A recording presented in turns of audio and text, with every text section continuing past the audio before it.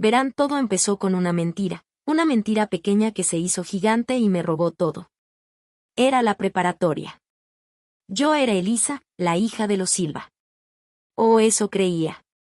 Tenía 16 años y me importaba mucho que mi papá fuera un abogado respetado y que mi mamá tuviera un club de lectura. Tenía una casa grande en la ciudad y una en la playa. Tenía una vida que no me había ganado, pero que me gustaba. Clara entró a mi vida un miércoles, en la clase de historia. Se sentó a mi lado y me sonrió. Tenía el pelo rubio y los ojos azules. Era bonita, pero se veía como si no le importara. Llevaba unos jeans rotos y una camiseta de una banda que nunca había oído. Al principio me cayó bien. Me gustaba que no se pareciera a las otras chicas, que siempre estaban pendientes de su ropa y su maquillaje. Clara no era así. Era diferente. Ese día me preguntó mi nombre y yo le dije Elisa Silva. Ella me miró y me dijo qué coincidencia, mi nombre también es Clara Silva. Yo me reí, pensé que era una broma. Le dije que era un apellido común. Y ella me dijo sí, es muy común. A partir de ese día, Clara empezó a seguirme. Venía a mi casa, a mis clases, a mis fiestas. Se hizo amiga de mis amigos, de mis primos. Se hizo pasar por mí. Yo no me di cuenta al principio. Pensé que éramos amigas, que teníamos una conexión. Pero no era eso. Ella no quería ser mi amiga, quería ser yo. Una tarde me dijo, oye, ¿te has dado cuenta de que nos parecemos? Podríamos ser hermanas. Y yo me reí, pero ella no. Ella se puso seria. Me dijo que era una broma, pero la mirada en sus ojos me puso nerviosa. Había algo en ella que me asustaba. Algo que no entendía. En ese momento, las cosas empezaron a cambiar. Clara empezó a hablar de mí con mis amigos, a decir que yo era una mentirosa, que me robaba las ideas, la ropa, que yo le hacía bullying. Yo no entendía por qué. Yo nunca le había hecho nada. La enfrenté, le dije que dejara de decir esas cosas, pero ella solo se reía. Nadie te va a creer, me dijo. Yo soy la buena, la que sufre. Y tenía razón. Nadie me creyó. Mis amigos se alejaron. Mi novio me dejó. Me sentía sola. Mis padres no me entendían, decían que eran cosas de la edad, que se me pasaría. No les podía explicar lo que estaba pasando. No podían entender que una chica me estuviera robando la vida. Clara empezó a salir con mi novio, a ir a mis fiestas, a usar mi ropa. Se hizo pasar por mí en las redes sociales, publicaba fotos que yo le había mandado, escribía cosas que yo había escrito. Cuando le reclamé, me dijo ahora soy yo, ¿qué vas a hacer? No tienes pruebas. Y tenía razón. No tenía pruebas. Era su palabra contra la mía. Y la de ella era más creíble. La gente la veía a ella como la víctima. A mí me veían como la villana, la que había inventado todo para llamar la atención. Me gradué de la preparatoria y me fui de la ciudad. No podía más. Necesitaba escapar de Clara, de la mentira que había creado. Me fui a la universidad, a estudiar lo que siempre quise, derecho, para seguir los pasos de mi papá. En la universidad conocí a gente nueva, que no me conocía, que no conocía a Clara. Hice amigos, tuve un novio, me enamoré. Pasaron los años y pensé que había superado todo. Me gradué de abogada, conseguí un buen trabajo, me compré un departamento. Me sentía bien, me sentía como yo misma otra vez. Pero el pasado siempre vuelve. Una tarde, mientras revisaba mi Instagram, vi una foto. Era de Clara. Estaba en la casa de la playa de mi familia. La foto era de ella y un hombre. Se veían felices. La descripción decía ya casi es la boda. No puedo esperar a casarme contigo, mi amor. La foto tenía un montón de likes y comentarios. Qué linda pareja, qué hermosa la casa de la playa, no puedo esperar a la boda, Clara. Mi corazón se me paró. La casa de la playa. Mi casa de la playa. La que mi papá había comprado cuando yo era niña. La que era mía. La de Clara. La mentira que había creado seguía viva. No lo podía creer. La había dejado en el pasado, la había olvidado. Pero ella seguía ahí, en mi vida, en mi casa. No podía dejarla salirse con la suya otra vez. Esta vez no. La llamé. Me contestó y se escuchó la música de fondo de un bar. Le dije: Clara, ¿qué haces en mi casa? Ella se rió. No sé de qué me hablas, Elisa. Esta es mi casa. Mi papá me la regaló. Me reí, aunque no me daba risa. ¿Tu papá, Clara, el que trabajaba en el club de mi papá? Ella se quedó callada. Esta es la casa de los Silva, Clara. La casa de mi familia. No sé qué estás tramando, pero te juro que no te vas a salir con la tuya. Ella se rió de nuevo. Ya veremos, Elisa. Ya veremos. Colgué. Estaba furiosa. Fui a ver a mi papá. Le conté todo. Le conté lo que Clara me había hecho, lo que me había quitado. Le conté que se había apropiado de nuestra casa de la playa y la estaba usando para su boda. Mi papá no me creyó. Me dijo que estaba exagerando, que era una tontería. Me dijo que Clara era una chica buena, que había venido a su oficina a pedirle una pasantía. Es una chica muy educada, Elisa, me dijo. No creo que sea capaz de hacer algo así. Me sentí como cuando era adolescente. Sola, no creída. No podía creer que mi propio padre no me creyera. Le mostré las fotos de Clara en nuestra casa. Mira, papá, mira. Es nuestra casa, la que tú compraste. Él miró las fotos y se puso serio. Elisa, la casa está a nombre de mi empresa. No es tuya. Es de la empresa. Cualquiera puede usarla si se la alquilamos. Me sentí destrozada. ¿Mi propio padre me estaba diciendo que la casa no era mía? ¿Qué le había mentido toda mi vida? No podía ser. Me fui de la casa de mis padres, llorando. No podía creerlo. No podía creer que Clara me hubiera robado todo. Mi identidad, mis amigos, mi novio, mi casa. Mi vida. Y mis propios padres no me creían. Pero no me iba a rendir. Esta vez no. No iba a dejar que Clara se saliera con la suya. Iba a ir a la boda. Iba a ir a la casa de la playa. Y la iba a desenmascarar. Llamé a mi mejor amiga, Sofía. Le conté todo. Le dije que necesitaba su ayuda. Le dije que quería ir a la boda de Clara. Ella me dijo: Elisa, ¿estás segura? Es una locura. Le dije que sí, que era la única manera de recuperar mi vida. Sofía y yo planeamos todo. Íbamos a ir a la boda de Clara sin invitación. Nos íbamos a infiltrar y esperar el momento perfecto para desenmascararla. Queríamos que todo el mundo supiera la verdad. El día de la boda, Sofía y yo nos vestimos de gala. Ella se veía hermosa, con un vestido rojo que le llegaba a los pies. Yo me veía bien, con un vestido negro que me quedaba perfecto. Nos maquillamos, nos peinamos. Nos veíamos como si hubiéramos sido invitadas. Manejamos hasta la casa de la playa. El lugar estaba lleno de gente, de coches, de flores. Había un toldo blanco, mesas redondas, una pista de baile. Parecía un cuento de hadas. Pero para mí, era una pesadilla. Era mi pesadilla. Entramos por la puerta trasera. Nadie nos vio. Nos mezclamos entre la gente. La música sonaba fuerte, la gente bailaba, se reía. Parecían felices. Pero yo no. Yo estaba llena de rabia, de furia. Quería gritar, quería llorar. Buscamos a Clara y la encontramos. Estaba en el centro del jardín, vestida de novia.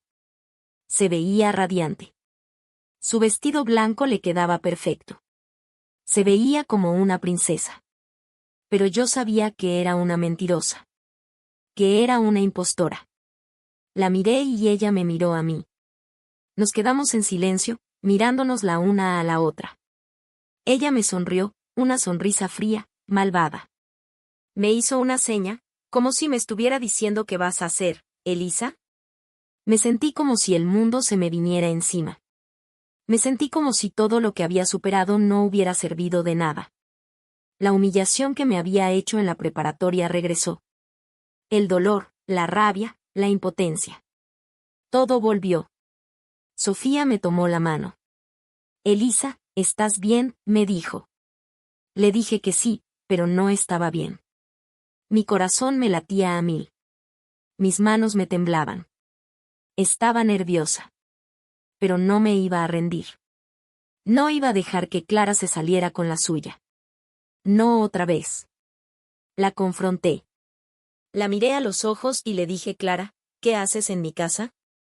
Ella se rió. Elisa, esta no es tu casa. Es la mía. ¿Qué haces aquí?, le dije. Es la casa de los Silva, Clara. Y yo soy una Silva. No eres la única. La gente a nuestro alrededor nos miraba. Murmuraban, se preguntaban qué estaba pasando.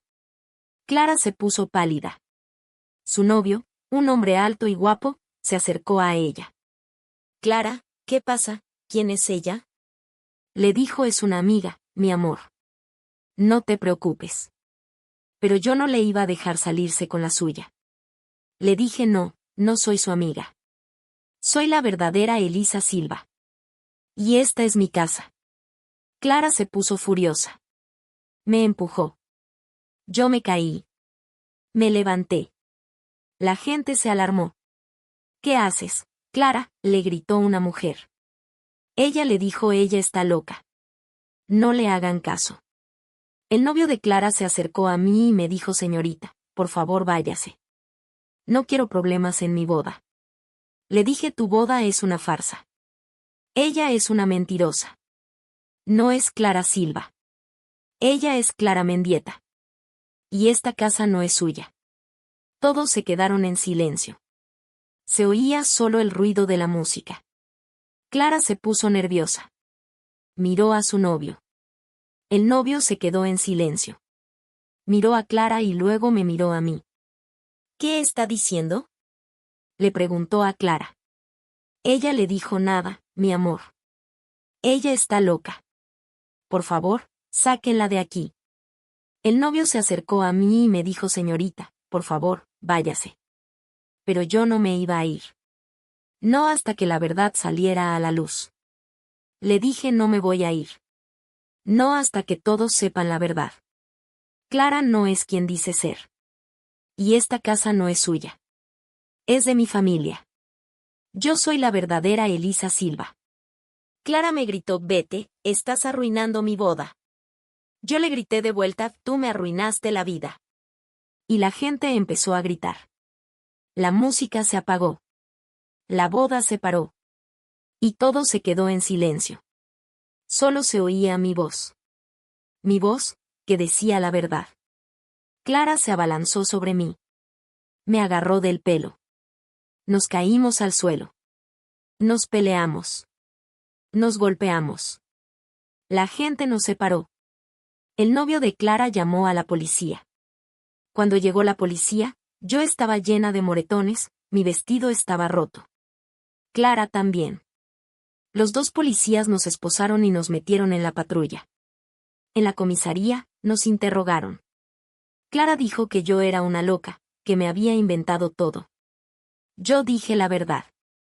Les conté lo que me había hecho, cómo me había robado la vida, mi identidad. Les conté que había usado mi casa para su boda. El oficial me miró y me dijo: señorita, ¿tiene pruebas? Le dije que no, que todo lo que tenía era mi palabra. Y me sentí como si la historia se repitiera. Como si estuviera de vuelta en la preparatoria. Sola, sin pruebas, sin que nadie me creyera. Pero esta vez era diferente. Esta vez tenía un abogado. Yo misma. Le dije al oficial: tengo la escritura de la casa. Está a nombre de mi padre. Y tengo el acta de nacimiento de Clara. Dice Clara Mendieta. El oficial me miró con una ceja levantada. Me dijo: ¿cómo sabe eso? Le dije: soy abogada. Yo misma lo busqué. El oficial se fue y regresó con la escritura de la casa y el acta de nacimiento de Clara. La escritura de la casa estaba a nombre de Silva Propiedades S.A., que era la empresa de mi papá. El acta de nacimiento de Clara decía Clara Mendieta. No era Clara Silva. Era una mentirosa. El oficial se acercó a Clara y le dijo: Clara Mendieta está arrestada por suplantación de identidad y difamación. Y usted, Elisa Silva, puede irse. Me sentí como si me hubiera quitado un peso de encima. La justicia había llegado. Clara estaba arrestada. La verdad había salido a la luz. Clara me miró con odio. Te vas a arrepentir, Elisa. Te juro que te vas a arrepentir. Le dije: no, Clara. La que se va a arrepentir eres tú. Tú me robaste la vida, pero no me la pudiste quitar. La justicia llegó. Y ahora me toca a mí vivir. Salí de la comisaría. La noche estaba oscura, pero yo me sentía ligera. Me sentía libre. La venganza había sido dulce. La justicia había sido dulce. Y la paz había llegado. Recuperé mi casa, mi vida, mi identidad. La gente me pidió disculpas. Mis amigos regresaron. Mi novio regresó. Mi padre me pidió perdón por no haberme creído. Y me sentí como si todo hubiera valido la pena. Como si todo lo que había pasado hubiera sido un camino para llegar a este momento. A este momento de paz. Ahora, cada vez que pienso en Clara, no siento rabia. Siento lástima. Lágrimas. Porque ella, que me robó la vida, se quedó sin nada. Y yo, que la había perdido, lo recuperé todo. El aire de la noche me golpeó la cara. Estaba oscuro y olía a sal, a mar. La brisa era fría, pero yo sentía un calor por dentro. No era de rabia. Era una mezcla de alivio y cansancio, un peso que se me había quitado de encima. Salí de la comisaría, donde horas antes me habían interrogado, y miré el cielo. Las estrellas no se veían, la luna estaba escondida. Pero yo la sentía. Sentía que algo, después de tanto tiempo, había cambiado de verdad. Mis padres estaban afuera, esperándome. Mi mamá me abrazó y se puso a llorar. Mi papá se quedó quieto, con las manos en los bolsillos, mirándome sin decir nada. Me subí al coche y el silencio fue pesado. No sabía qué decir. Ellos tampoco. Mi papá arrancó y el motor fue lo único que se oía. Cuando llegamos a la casa, mi papá se sentó en el sofá y me miró. Hija, dijo, lo siento. No lo había escuchado decir esa palabra en años. No te creí. Y debí haberlo hecho. Le dije que no importaba. Pero en el fondo sí importaba. Importaba mucho que mi propio padre, el que siempre me había enseñado a ser honesta y fuerte, no me hubiera creído cuando más lo necesité. El daño no se borra con un lo siento, pero es un inicio. Los días siguientes fueron un torbellino. No había terminado de procesar lo que había pasado y ya estábamos en medio de un escándalo. Los medios se enteraron. Clara era la hija de un hombre de negocios conocido, y lo que pasó en la boda se convirtió en noticia. La historia era simple: una invitada se volvió loca, se abalanzó sobre la novia y arruinó la boda. Al principio, esa era la versión que todos contaban. Pero luego salió la verdad. Los policías hablaron. La historia de Clara Mendieta, la impostora, se esparció como un incendio. Los amigos de la preparatoria que me habían dado la espalda empezaron a llamarme. Mis excompañeros, mis exnovios. Oye, Elisa, qué fuerte lo que pasó. Siempre supe que algo no andaba bien con ella. Me daban ganas de reír. ¿De verdad? ¿Siempre lo supieron? ¿Dónde estaban cuando mi vida se caía a pedazos?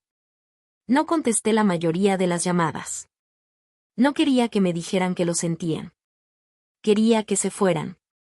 Clara, mientras tanto, estaba en libertad bajo fianza.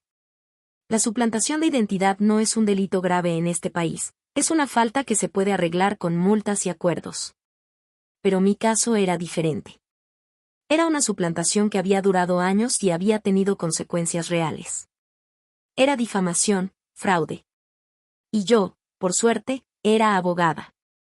La mañana después del incidente en la comisaría, fui a la oficina. Mi jefe me dijo que me tomara unos días, que no me preocupara. Pero no podía. No podía quedarme quieta. Tenía que hacer algo. Empecé a revisar las leyes, a buscar precedentes. No iba a dejar que Clara se saliera con la suya. No otra vez. Clara, por su parte, no se quedó quieta.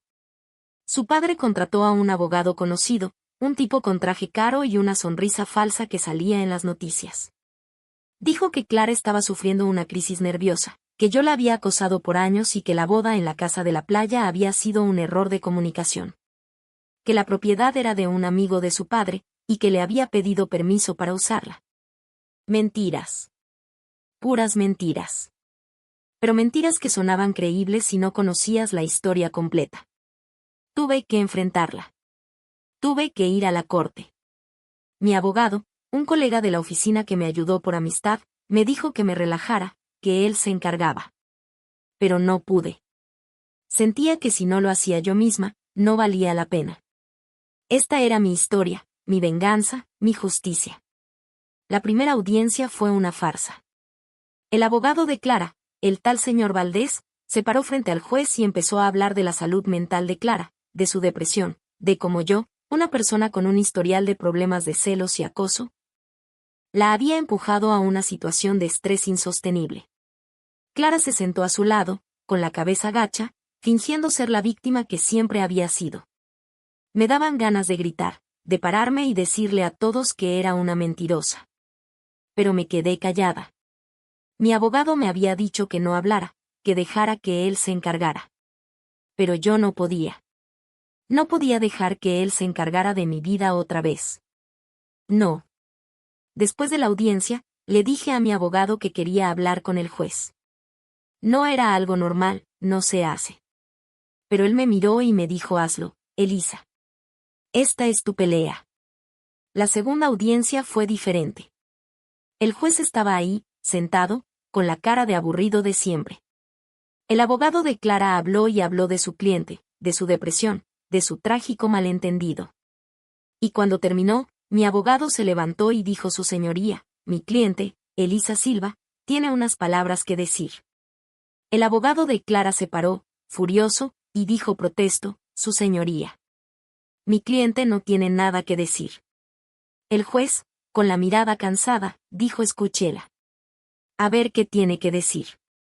Me paré. Mis manos me temblaban. Había escrito un discurso la noche anterior, pero sabía que no iba a leerlo. Iba a hablar con el corazón. Iba a contar mi historia. Su señoría, empecé, con la voz temblorosa, la señorita Clara Mendieta dice que está enferma. Y puede que lo esté. Pero su enfermedad no es de depresión, es de envidia. Y su mentira no fue un error. Fue un acto premeditado y cruel. Y empecé a contar la historia. Conté cómo la conocí, cómo me robó mis amigos, mi novio, mis sueños.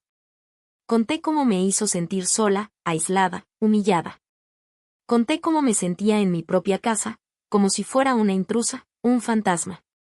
Conté que tuve que dejar mi ciudad para escapar de ella. Conté la historia de mi vida. Y lo hice sin adornos, sin metáforas, sin lágrimas. Lo hice con la voz seca, con las palabras justas. Cuando terminé, el juez se quedó en silencio. El abogado de Clara me miraba, con la boca abierta. Clara me miraba, con una mezcla de odio y asombro en los ojos. No se esperaba que hablara. No se esperaba que yo, la que siempre se había escondido, hablara en público, en una corte, en frente de un juez. Señorita Silva, dijo el juez, agradezco su honestidad. Continuaremos la audiencia el próximo mes. Y se fue. Salí de la corte y sentí que había logrado algo. No había ganado el caso, no todavía. Pero había ganado algo más importante. Había recuperado mi voz. Había recuperado mi historia. Y no le iba a dejar a nadie que me la robara de nuevo. En los días siguientes, la prensa cambió su enfoque. Ya no era la loca que arruinó la boda, era la abogada que se defendió a sí misma. Los medios empezaron a buscar mi historia. Les di entrevistas. Conté la verdad, simple y cruda. Conté que Clara no era la víctima, sino la victimaria. Y que yo no estaba buscando venganza, sino justicia. Mi relación con mis padres empezó a sanar. Mi papá me llamó un día y me dijo: hija, ¿recuerdas la casa de la playa? Siempre fue tuya. Y la escritura, la de la empresa, es solo por temas de impuestos. Siempre te la quise dejar a ti. Me sentí mal, por haberme enojado con él, por no haberlo entendido. Pero él me dijo: no te preocupes. Eres una mujer fuerte, Elisa. Y estoy orgulloso de ti. Clara, mientras tanto, se estaba hundiendo. Su prometido la dejó. Sus amigos se alejaron. La gente que había ido a su boda, los que se habían creído su mentira, se sentían estúpidos, y lo que antes era admiración se había vuelto desprecio. La verdad es una cosa pesada, y cuando cae, cae fuerte. Pero ella no se rindió. Su abogado, el tal Valdés, me mandó una carta. Decía que Clara quería llegar a un acuerdo. Que estaba dispuesta a pagar una multa, a pedir disculpas, a olvidar todo. Que querían que el caso no fuera a juicio. Y yo sabía por qué.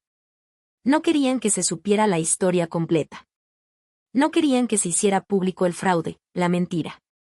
Pero yo no iba a aceptar. Yo no quería un acuerdo. Yo quería justicia. No quería que me pagara. Quería que se enfrentara a lo que había hecho. Le dije a mi abogado que no. Que no aceptaba nada. Que quería ir a juicio. Mi abogado me miró, sorprendido. Elisa, es un buen acuerdo. Te ahorras un montón de estrés, de tiempo, de dinero. Le dije que no me importaba. Que no era una cuestión de dinero, sino de principios. Le dije que no iba a dejar que se saliera con la suya. Y él se rió. Eres una mujer terca, Elisa. Lo sé. Y por eso te ayudo. La tercera audiencia fue la final. Estábamos frente al juez. El abogado de Clara intentaba por última vez llegar a un acuerdo. Pero yo no aceptaba. Clara se sentó a mi lado, la miré. Su pelo rubio, sus ojos azules. Ya no eran bonitos. Eran vacíos. Era una mujer sin nada, sin amigos, sin amor, sin identidad. Se había robado la mía y había perdido la suya. Mi abogado se paró y dijo: su señoría, mi cliente no acepta. Quiere que se haga justicia. Quiere que la corte sepa lo que pasó. El juez nos miró. Señorita Silva, dijo, entiendo su posición. Pero no veo un delito claro, solo una serie de malos entendidos. No puedo condenar a la señorita Mendieta por algo que no está claro. Me sentí como si el mundo se me cayera encima. El cansancio, la rabia, la impotencia. Era un círculo que no terminaba. Había hecho todo lo que estaba en mis manos. Había luchado. Había hablado. Pero no era suficiente. La justicia, a veces, es lenta. A veces, no llega. Me paré. El juez me miró, con cara de aburrido. El abogado de Clara se paró, con una sonrisa de satisfacción en la cara. Clara se quedó quieta, con la mirada perdida. Su señoría, dije, con voz firme. Tengo pruebas. El juez levantó una ceja. Pruebas claras. Tengo las llamadas, las conversaciones, las fotos. Todo lo que la señorita Clara Mendieta me robó, lo tengo. Lo he guardado por años. Porque sabía que este día llegaría. El abogado de Clara se puso pálido. Clara, también. Sabían que era verdad. Sabían que no podía mentir. Sabían que las pruebas estaban ahí. Su señoría, dije, la señorita Mendieta no me robó solo mi identidad. Me robó mi vida. Y mi vida, en un sentido, está en estas cajas. En estos documentos, en estas fotos. Saqué una caja de mi mochila. El juez la miró, luego me miró a mí. Entregue las pruebas, dijo, con la voz seria. Se las di a mi abogado. Mi abogado se las dio al juez. El juez las miró. Se puso serio. Y entonces, El juez dijo algo que me hizo sentir que todo había valido la pena. Señorita Mendieta, dijo, está usted bajo arresto. Tendrá que enfrentarse a la justicia, a la verdad. La señorita Silva no solo la ha desenmascarado, sino que le ha dado una lección de vida que no olvidará. Ha demostrado que la verdad, por más que la escondas, siempre sale a la luz. Y que el daño que causas a otros, al final, te lo haces a ti misma. Clara se levantó, con la cara pálida. Me miró, con los ojos llenos de odio. Y supe que, al fin, había llegado la justicia. La sala de la corte se quedó en silencio. Clara Mendieta me miró, y no vi odio en sus ojos. Vi una especie de vacío, una derrota absoluta. Había pasado de la rabia a la nada. Era como si la mentira que había construido por años se hubiera derrumbado y la hubiera aplastado por completo. La policía se la llevó. Y cuando salió de la sala, no era la Clara que conocí, ni la de la preparatoria, ni la de la boda. Era una mujer sola, con un rostro que no era el suyo. El juez me llamó a su estrado. Señorita Silva, dijo. Ha demostrado una valentía y una entereza admirables. No solo por el coraje de enfrentar a la señorita Mendieta, sino por la sabiduría de esperar el momento adecuado y de hacer lo correcto. La justicia no es solo un castigo. Es un camino para encontrar la verdad. Y usted lo ha recorrido con éxito. Me dio la mano. Mi abogado me abrazó. Me sentí ligera. Como si flotara. Salí del edificio. El sol de la tarde me pegó en la cara. La calle estaba llena de gente, de carros, pero yo no veía nada. Solo sentía el sol. Estaba sola, pero no me sentía sola. Estaba con la verdad, con mi verdad. Y eso era suficiente. Los días siguientes fueron un torbellino. Los periódicos, los noticieros, las redes sociales. La historia de Clara Mendieta y su red de mentiras era la noticia principal. Se supo que su padre tenía problemas legales, que había perdido su trabajo, que no tenía la casa de la playa. Se supo que la boda era una farsa, que el novio de Clara la había dejado en cuanto se enteró de la verdad. Clara se había quedado sin nada. Había intentado robármelo todo y, al final, se había quedado sin su propia vida. La sentencia de Clara no fue tan dura como yo pensé que sería. El juez la condenó a una multa y a servicio comunitario. No fue a la cárcel. Pero para mí, el castigo más grande no fue la cárcel. Fue la humillación pública, la vergüenza. El hecho de que toda su vida, toda la vida que había robado, se desmoronó frente a todos. Eso era suficiente para mí. La paz no llegó de la noche a la mañana. No fue como si un interruptor se hubiera encendido. Fue un proceso lento. Lo primero que hice fue ir a ver a mi familia. Mi padre me abrazó, me pidió perdón una y otra vez. Me dijo que había sido un cobarde, que debió haber creído en mí. Y yo le dije que no se preocupara. Le dije que lo perdonaba. Porque la verdad es que yo había perdonado a Clara, a mi padre, a mis amigos. A mí misma. Porque la humillación que me había hecho Clara no solo me había afectado, me había transformado. Me había enseñado a ser más fuerte. Mi padre me dio la escritura de la casa de la playa. Estaba a mi nombre. Ahora, la casa era mía de verdad. No solo era un lugar, era un símbolo. De mi triunfo. De mi regreso. De mi vida. Unas semanas después, fui a la playa. Sola. No quise ir con nadie. Quería estar sola con mis pensamientos, con mis recuerdos. Quería enfrentarlos, de una vez por todas. La casa estaba limpia. La habían reparado y pintado. No había rastro de Clara, de su boda, de su mentira. Era mi casa otra vez. Caminé por la playa, por la misma arena por la que había caminado de niña. El sol estaba bajando, el cielo se teñía de naranja. Me senté en la arena y miré el mar. Y me sentí en paz. Sentí que al fin podía soltar el pasado. Podía dejarlo ir. Mi celular vibró. Era mi mejor amiga Sofía. Me llamó y me dijo: Elisa, ¿dónde estás? Le dije que estaba en la playa. Me dijo: te extraño, amiga. Necesito verte. Y me sentí feliz.